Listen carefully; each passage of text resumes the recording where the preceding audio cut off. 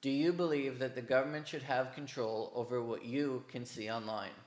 That appears to be what Prime Minister Mark Carney believes, and that's because he has reappointed Steven Guilbeault as the Minister of Canadian Identity. Now, as Minister of Canadian Identity, Guilbeault is going to be responsible for implementing the Online Streaming Act, known by many critics as the government's censorship bill. This is a bill that was authored by Guilbeault when he was serving under Prime Minister Justin Trudeau, and now he's going to have a chance to implement it. What exactly does this bill do?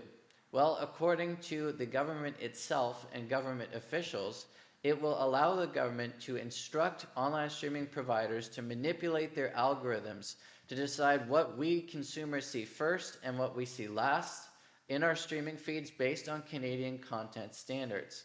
Now, this is a very dangerous road to walk down because this is setting a precedent that the government is going to be, in effect, dictating what we see online and what we don't see online, or at least what we see first online and what we see last online.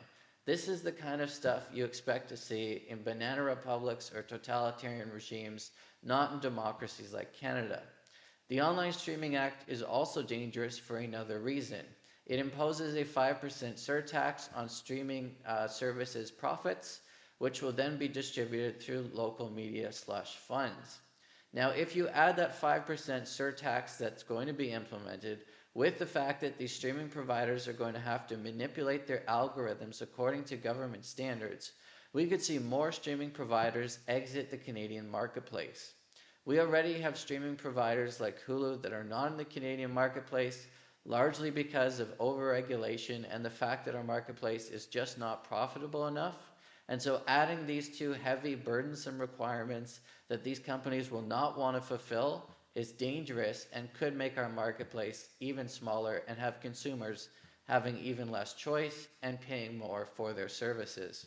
So this is bad news all around. Prime Minister Mark Carney in the past has been willing to walk away from unpopular Trudeau-era policies like the consumer carbon tax and hiking the capital gains tax. And if he's willing to walk away from those, he should walk away from the government's history of seeking to impose censorship as well. And to do that, this government should repeal the Online Streaming Act.